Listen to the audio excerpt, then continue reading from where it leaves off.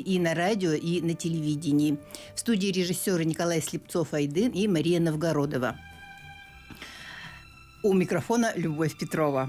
14 октября в Доме дружбы народов Республики Саха-Якутия имени Алексея Алексеевича Кулаковского был открыт творческий сезон 22-23 «Время быть вместе».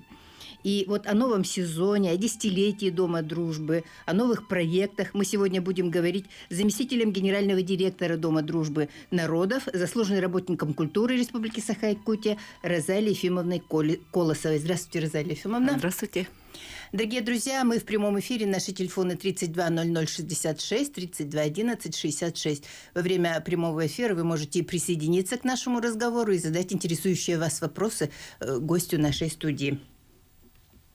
Розалия Ефимовна, я присутствовала на этой акции. Акция прошла очень красочно, очень торжественно. Вот расскажите, пожалуйста, а вообще какие у вас еще, кроме этого, еще были мероприятия? Да, для нас открытие или старт творческого сезона – это всегда праздник. Потому что у нас семья большая, у нас и национально-культурное объединение, и у нас самодеятельные творческие коллективы, и те люди, которые, посетители, которые ждут наших мероприятий, конечно, ждут его как праздника. Поэтому мы всегда стараемся преподнести разнообразную программу. Ну, в этом году, конечно, непростое время для России. Нам всем приходится переформатировать свою работу. Ну, в этом году, поэтому у нас мероприятия такие более патриотического содержания, да, там мероприятия, которые показывают конкретно единство российского народа. Поэтому мы его начали выставки, которая называется «Якутия. Территория единства». И на этой выставке были представлено декоративно-прикладное искусство национально-культурных объединений, народов, которые населяют нашу республику, народа Саха, коренных малочисленных народов севера, славян, татар, бурятов.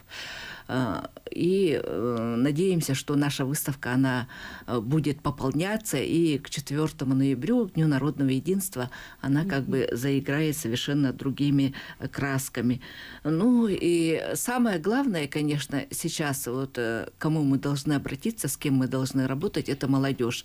И поэтому молодежная ассамблея народов нашей республики, она провела такое мероприятие, которое называется «Открытая кафедра молодежной ассамблеи», диалоговая площадка для разговора о важном, да, о единстве, о нашей стране, о символах. Также вот рассказали о своей деятельности, о тех проектах, которые вот они провели, и то, что вот планируют в следующем году. Но самым, конечно, как вы знаете, важным и главным событием было это акция, которая называется «Время быть вместе». Ну, само название это говорит о том, что мы все должны объединяться, и во время этой акции мы показали, да, там конкретно творчество наших, через творчество наших коллективов, которые есть, многокультурность, многоязычность, многообразность и традиции наших народов. У нас были и якутский блок коренных малочисленных народов севера, блок славянских народов, которые как бы едины именно во благо нашей России. Ну вот нужно сказать, что приняло участие всего 30 коллективов, да, все 30 коллективов приняли участие в этом концерте. Да, ага, наши коллективы, да, конечно, они всегда принимают участие, и всегда, когда вот мы их где-то ну там, допустим, принимает маленькое участие, они всегда обижаются, потому что именно хотят они быть причастны к этому событию. Это, во-первых, ну а во-вторых, конечно, как бы, ну, любят вместе выступать и показывать, что вот они все-таки тоже, ну, являются частью нашего Дома дружбы народов.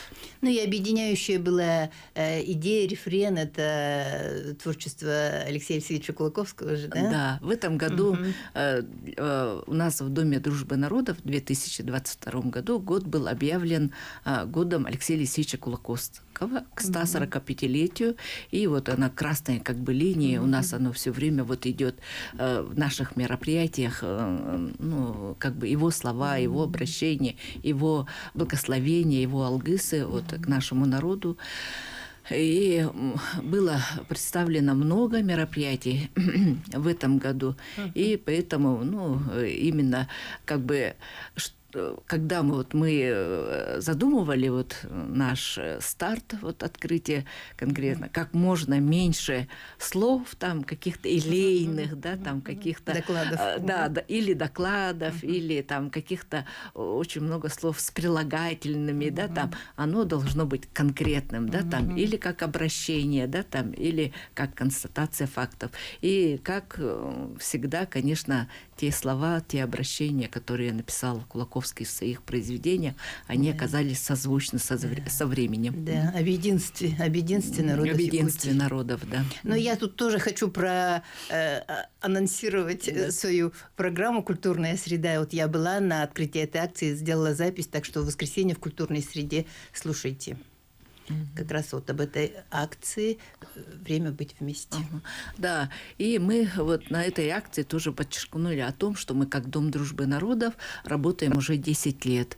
Действительно, конечно, наше учреждение имеет давнюю, вот, длинную историю, да, там несколько раз преобразовывались, но в 2012 году мы и приобрели статус именно только как Дома дружбы народов, и нашим учредителем уже является совершенно другие вот органы власти. Сначала это был Департамент по делам народов, потом мы были при Министерстве по развитию гражданского общества.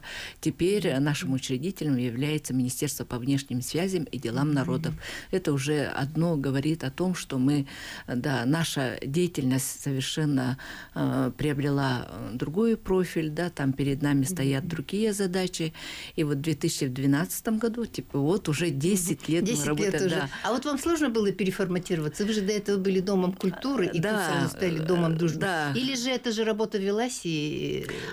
Да, хочу я сказать о том, что, конечно, в первое время было немножечко сложно, но, тем не менее, мы с 2005 года уже имели же приставку Дом дружбы народов, Центр культуры и народного творчества. Да, поэтому эта работа у нас велась, поэтому, с одной стороны, как бы не очень сложно было, но, с другой стороны, сложность состояла в том, что все-таки мы были действительно учреждением культуры, и у нас очень много специалистов именно такого профиля, да, там у нас народные коллективы, там наши детские вот самодеятельные коллективы. И, естественно, стояла задача, каким образом, что добавить в их работу, что вот изменить. Но, конечно, вот в 2012 году была вот принята государственная стратегия государственной национальной политики России до 2025 года, и где вот мы для себя, вначале мы для себя нашли спасительную вот эту вот задачу, как сохранение и развитие этнокультурного и многоязычного разнообразия народов России. То есть это говорит о том, что мы все-таки в первую очередь должны сохранить традиции, да, сохранить язык каждого народа. И поэтому, когда мы впервые вот начали работать, естественно, мы, конечно, ставку не делали, что все наши работники вдруг там перейдут, там что-то передумают, поэтому мы пригласили вот тогда Охлопкову Ольгу Петровну, она начала работать именно как специалист по развитию традиционной культуры коренных малочисленных народов Севера. Это тоже говорит, потому что у нас до этого не было. Потом мы уже, когда вот ну, когда уже начали, мы уже, да, поставили перед собой задачу, чтобы у нас были как можно больше славянских коллективов, да, поэтому у нас появился, у нас уже были, вот Русь была, у нас Сюрприз, Тетрис были, ну, хотя они были там ансамблями современного танца, там, эстрадного танца, но они уже сейчас, они в их программе, да, очень много танцев народов, много танцев таких патриотических, да, то есть они как бы тоже перепрофилировали, да, деятельность. Но, тем не менее, вот появились такие коллективы, как хор русской песни «Раздолье», ансамбль казачьей песни «Вольница», сейчас уже народный ансамбль русского танца «Ирилов день». Ну, то есть это все те коллективы, которые как бы мы совместно вот это вот взращивались в течение 10 лет. И даже вот такой, как «Ирилов день», он уже за это время стал уже народным коллективом. Ага. И также появились у нас коллективы потомков государевых ямщиков, и молодежные, и более старшее вот поколение. И да, с одной стороны, вот в этом трудность была, но с другой стороны, конечно, очень много поддержку нам оказывала, ну, и Ассамблея народов России. Ну, уже были такие вот дома дружбы народов в Удмуртии, в Татарстане, Московский дом национальности. То есть были такие учреждения, которые, конечно, вот на их опыте тоже мы могли создавать, ну, какие-то проекты и работать. Но сейчас, конечно, эта работа уже поставлена в других регионах, ну, как бы уже как, ну, такая большая сфера, да, там все систематизировано. Ну, конечно, я хочу сказать, что в нескольких только регионах есть конкретно прямо профильные вот министерства, там в Удмуртии есть, по-моему, у нас есть, и все, кажется, ну, а остальные тоже вот и то при Министерстве культуры, все, но почти что во всех регионах есть вот дома дружбы народов, но во всех регионах есть ассамблеи народов. И теперь каждый вот понимает, в чем оно, ну, как должна проявляться эта работа. Эта работа не везде она одинаковая, потому что регионы заселяют же разные народы, и поэтому и по-разному мы должны относиться. Но меня очень радует, что вот за эти 10 лет у нас вот появились около 10 коллективов коренных малочисленных народов Севера. Они прямо, ну, как бы, если они вначале появились только как коллективы фольклорные или вокальные, танцевальные, но сейчас они в основном занимаются возрождением и своего языка, и своих традиций, да, это же тоже очень хорошо, да, там, когда что-то забытое, вот это вот передать молодежи. И, да, и в последнее время, конечно, вот радует то, что появилось молодежное крыло, что...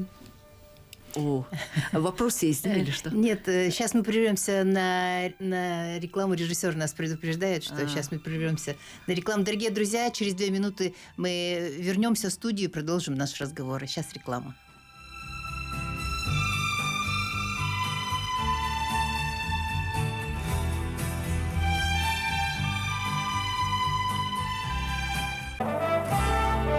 Дорогие друзья, мы продолжаем программу «Якутск сегодня» и продолжаем разговор с заместителем генерального директора Дома дружбы народов Республики Саха-Якутия с Розалией Ефимовной Колосовой. Мы говорим о новом творческом сезоне, о десятилетии, о новых планах, новых проектах. Розалия Ефимовна, вот о новых проектах, какие у вас новые проекты? Да, конечно, как мы уже вот отмечали, да, действительно, мы живем непростое время. Нам всем сейчас вот необходимо переформатировать, перепрофилировать свою работу. Конечно, именно надо поднять патриотический дух населения, особенно молодежи. И, кстати говоря, вот именно в стратегии госнацполитики у нас тоже есть строка как укрепление гражданской идентичности многонационального народа России. Это о чем говорит, что мы именно россияне, да, и мы должны быть тоже вот едины. Вот в этом плане вот, самая вот большая работа вот должна вестись именно вот в этом направлении. Поэтому, конечно, на 2023 год, конечно, мы многие вот мероприятия, которые вот мы проводим, которые вот за эти 10 лет у нас стали, можно сказать, брендовыми, да, там наши мероприятия, мы их и будем проводить, потому что, они так и были патриотическими, да, там для единения народа. Но теперь нам тоже вот надо как-то искать новые подходы, каким вот образом найти именно подход к молодежи. Конечно, радует то, что все-таки молодежь как-то в последнее время поворачивается к нам к лицом, да? Потому что вот у нас и у Ассоциации коренных малочисленных народов есть молодежное крыло, которое тоже с нами вот активно работает, и у нашей ассамблеи народов Республики Саха-Якутия тоже вот есть молодежное крыло, которое называется молодежная ассамблея. Они вот второй год очень активно работают. Конечно, молодежь, она чуть-чуть по-другому воспринимает современное бытие, современные реалии, да, они как-то по-другому, и быстрее вот они ориентируются, да, наверное, всем, что в этом происходит, поэтому с ними тоже вот работает наша, да, конечно, с ними надо вести работу. Но, тем не менее, вот наши национальные вот культурные объединения, которые вот до этого работали, их около 38, они с нами, мы создаем им условия, мы им помогаем проводить свою работу. Конечно, и в этом за 10 лет тоже много было задач, и адаптация мигрантов, да, но теперь самая главная задача, как я говорю, что укрепление вот именно российского единства многонационального народа россиян. И поэтому прямо конкретно вот сказать, что вот прямо какие-то вот новые вот формы работы в 2023 году мы вот сейчас делаем, мы как раз занимаемся пока вот именно их разработкой. И в ноябре, в декабре мы уже примерно точно будем знать, что мы будем какие мероприятия проводить. Но в ближайшем будущем, да, в перспективе, к чему мы готовимся, мы вот 22 октября проводим первый межнациональный форум женщин «Сохранение и возрождение народных традиций в руках матерей». Мы помним, да, что в этом году год матери в нашей республике, и прошел День матери и День Российский день, День Российской матери, то есть День матери в России. Поэтому к этому времени вот мы проводим такой вот форум. Мы хотим, чтобы к нам пришли и активные матери, и многодетные матери, которые именно вот матери, представители наших национально-культурных объединений, потому что у каждого народа есть какие-то секреты воспитания детей, да, секреты, каким образом сохранить язык, потому что вот мы же видим, вот, вроде бы вот дети армяне, да, они у нас уже как бы и второе, и третье поколение вот рождается и живет в Якутии, да, там, но тем не менее они же все знают свой язык, да, сохраняют, сохраняют это. Каким образом, да, там, те же вот кыргызы стали привозить своих детей, да, там тоже с ними заниматься, но тем не менее есть вот, например, у нас, семьи там татары, там буряты, которые сетуют на то, что в семьях уже у них как бы утрачивается вот этот вот, как бы сохранение, да, сохранение языка, традиций, но нам бы хотелось, чтобы действительно каждый человек, хотя говоря, что он россиянин, да, но он также говорил, что я саха, я венг, я бурят, я тувинец, да, и он знал бы свои сказки, знал бы свой язык, знал бы свои песни, традиции. Поэтому, конечно, мать очень многое играет большую роль в своей семье. Также вот и в якутской же семье так, да, там, как мать себе поставит, какую задачу, да, там, какую она семью хочет, и как будут развиваться дети, так оно и будет. Поэтому вот именно мы решили такое мероприятие провести. Он будет у нас 15 часов. Если кто интересуется такой темой, конечно, можете подойти.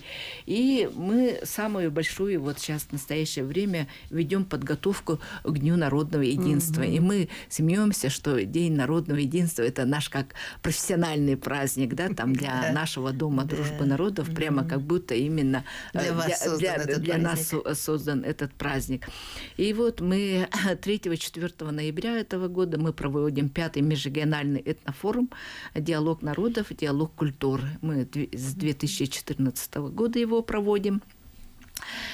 В этом году, ну, это общее название, а в этом году мы в основном, да, как говорится, все равно обращаемся к молодежи. И в рамках вот нашего этнофорума мы проводим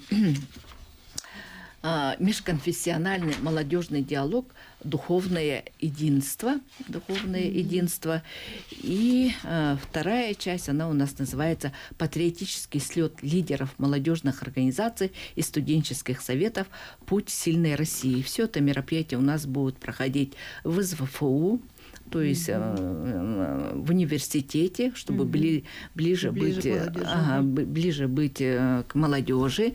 И у нас будут гости, у нас будут эксперты. Например, к нам приезжает ответственный секретарь комиссии по вопросам информационного сопровождения государственной национальной политики Совета при президенте Российской Федерации по межнациональным отношениям, заместитель председателя Совета Ассамблеи народов России Андрей Николаевич Худалеев. Также мы ждем председателя общероссийского общественного движения Молодежной ассамблеи народов России «Мы россияне» Дину Савельевну Грамматикопола.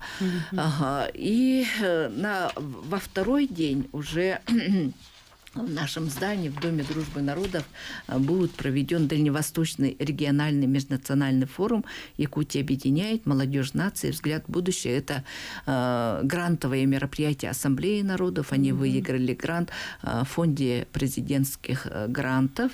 И с Дальнего Востока тоже приедут молодежь, которые, самое главное, они поговорят, они будут думать, как они им дальше жить, да, там, и вообще какие взгляды у людей, да, там, ну, может быть, в разных регионах. Это ведь тоже интересно. И примут они вот открытое письмо к молодежи.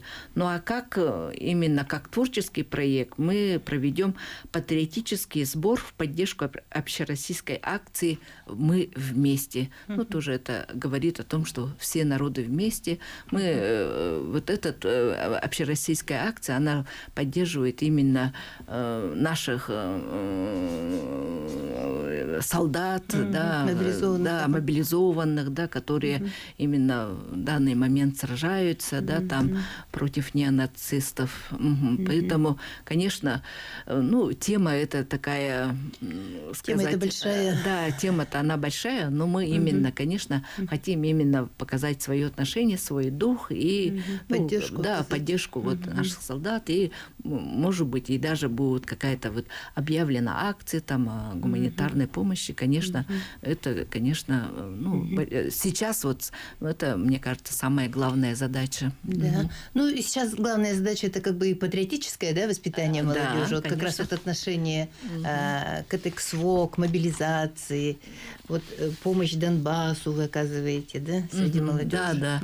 Конечно, мы, наше и национальное культурное объединение тоже вот оказывает, и мы вообще вот думаем о том, может быть, собрать какую-то группу и выехать в новые территории вот Российской Федерации, да, там, ну, вот и не сейчас, конечно, может быть, там, в декабре, а может быть, в начале сейчас года. У них военное положение. Да, сейчас-то, конечно, у них военное положение, потому что нам бы тоже бы хотелось, ну, как бы им подсказать, что вот они не одни, мы тоже вот за них болеем, да, там, мы говорим, что мы рядом с вами, вы можете на нас положиться, и мы хотим показать, что вот в России живет много народа, да, там, и мы все разные, ну, да, вот, ну, такие, конечно, вот обдумываем вот такие вот проекты. В поддержку, да? Да, в поддержку.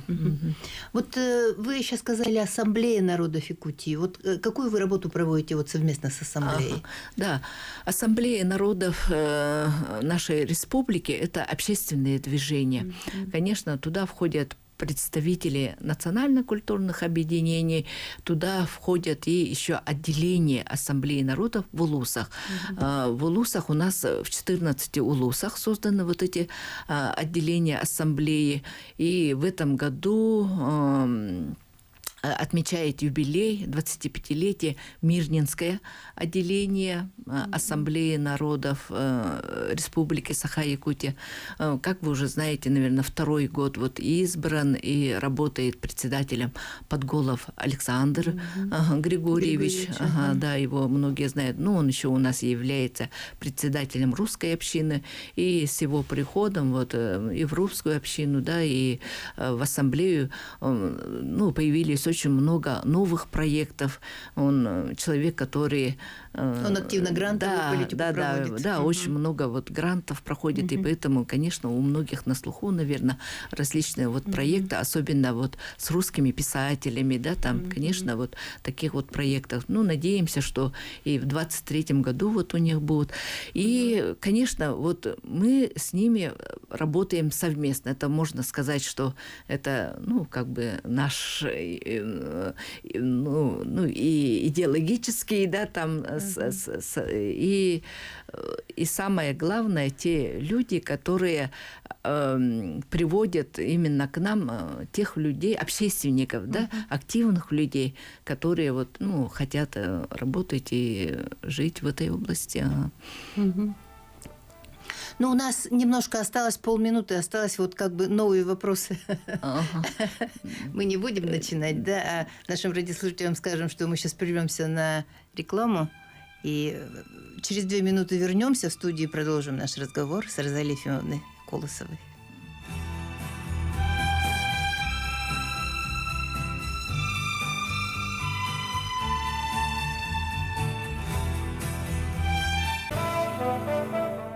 Дорогие друзья, в прямом эфире программа «Якутск сегодня».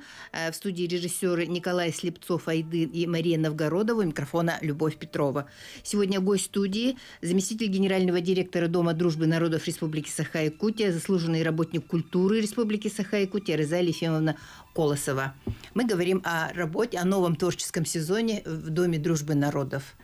Розалия Ефимовна, вот в Москве, по-моему, в эти дни, да, разрабатывается стратегия развития, всероссийский проект «Этник». Стратегия и практика. Вот об этом скажете? Прежде чем о нем говорить, я хочу вот сказать о том, что с 2014 года при нашем Доме дружбы народов открыт вот ресурсный образовательный методологический центр в сфере межнациональных отношений. Именно те специалисты, которые работают с нашими и национально-культурными объединениями, да, и с нашим населением именно в сфере межнациональных отношений. Но самое-то главное, конечно, они работают с проектами, с различными муниципальными практиками, их делают обмен опытом, да, там, обобщает их опыт работы. Вот «Этник» именно вот в этом направлении, да, там.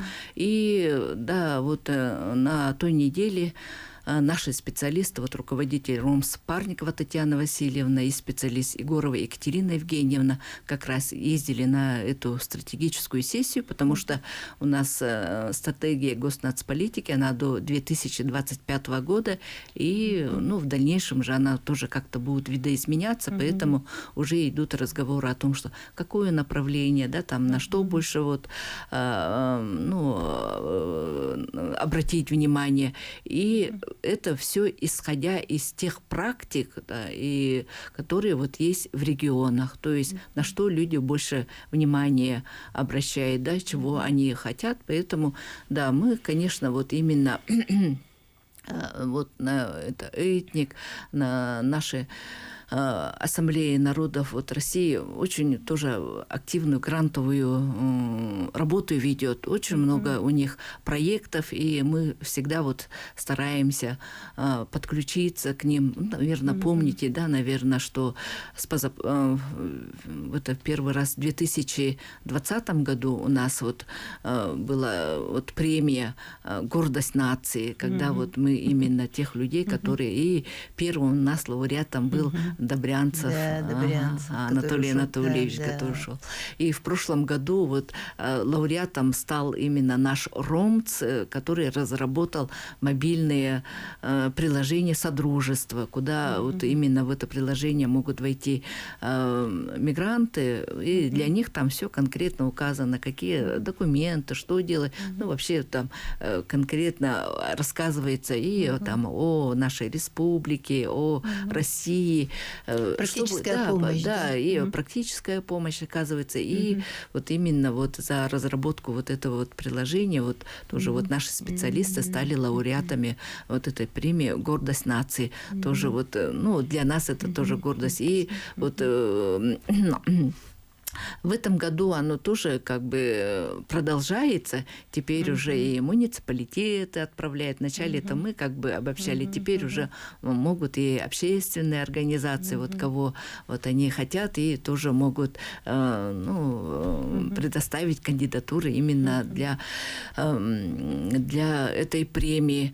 И конечно, вот в этой грантовой деятельности мы, естественно, очень много вот опираемся именно на наше национально-культурное объединение и на муниципальные практики, потому что они же конкретно работают с нашими, то есть с населением, что необходимо нашему населению. И конечно, вот наш ресурсный образовательно-методологический центр, он работает не только с нашими только национальными культурными единениями, туда могут подойти и люди, которые работают в разных сферах, хотят они также участвовать в фонде президентских грантов. Мы тоже вот оказываем такую консультационную помощь. Или те активные люди, которые хотят создавать различные общественные организации. В этом плане мы тоже работаем, можем работать с их уставами, да, там, как они для себя какую деятельность выберут и как они в дальнейшем будут работать. То есть какие-то вот такие консультационную помощь мы очень нужная, полезная, да, конечно, работа. Да. И поэтому мы как бы, когда вот наша вот Ассамблея народов России, этник, это тоже вот как бы одно из направлений работы этой Ассамблеи народов России. И да, по многим направлениям вот они тоже всегда опираются на нас, и вместе с ними мы тоже также и разрабатываем. Они всегда говорят, вы для нас являетесь примером, потому что, как бы очень много... Потому что на земле стоите и практически работаете. Что много вот нового. Конечно, у нас много тоже творческих людей. Я говорю не только там о нашем Доме дружбы народа, вообще вот о нашей республике, да, там очень много активных людей, с активной жизненной позицией, и поэтому, конечно, вот, они... И самое-то главное, что, конечно, вот именно то, что вот в нашей республике мы как бы активно продвигаем через соцсети, да, там, свою деятельность, поэтому, как-то, и там тоже вот они удивляются, говорят, насколько вот мы как-то вот продвинулись вот в этом направлении именно жители нашей республики. Вот ваша работа с общинами, да, с НКО. Да, наша работа с национальными культурными объединениями, конечно, вот очень многие, конечно, вот они же оторваны от дома, да, и поэтому... Одно дело те народы, которые в России, а другое дело зарубежье. Зарубежье. Поэтому, конечно, они хотят тоже поддерживать какую-то связь со своей родиной, да, там, и хотят они общаться со своими соотечественниками и проводить различные свои традиционные праздники. Ну, мы для кого-то просто предоставляем помещение, а с кем-то, конечно, работаем, чтобы... Это, конечно, очень много у них традиционных вот праздников. И, ну, вот и в этой связи я тоже хотела бы сказать о том, что вот в 2022 году вот тоже вот одним из новых направлений работы для нас это работа с нашими соотечественниками, которые живут в других странах, чтобы они тоже поддерживали какую-то связь со своей родиной. И в этом году мы впервые провели первый форум соотечественников. Они к нам приезжали, когда мы проводили якутский национальный праздник ИСЭХ, и они уже выбрали для себя совет координационный, да, там. И вот первый проект, с которым вот мы будем с ними работать, это как бы обучение якутскому языку тех детей, которые как бы живут... там живут. Живут, да. И мы сейчас для них будем записывать такие курсы, видеофильмы, да, видеоролики, где вот они будут ознакомиться, ну, и с языком, с культурой. Ну, то есть это действительно как бы мир, он стал таким, ну, как бы не таким большим, да, там вроде бы мы все как бы живем, ну, в одних реалиях, да, там, и мы тоже их понимаем, конечно, по воле судьбы, конечно, уехали, но тем не менее, они же все равно, да, конечно, скучают, и все равно мы знаем, что это наши земляки, и поэтому, конечно... Ну да, они там, например, проводят наши национальные праздники, ИСЭХ, да, конечно, тоже им помощь оказывать, конечно, вот, и, да, это вот одним из таких направлений. И, конечно, вот я хотела бы вот сказать, что в течение 10 лет мы проводим вот такой творческий проект «Якутия. Наш общий дом», когда мы ездим в улусы нашей республики. Мы, наверное, близлежащие, центральные районы, уже все, наверное, объездили. И вот недавно тоже вот наши работники ездили в Аймаконский улус с этим проектом.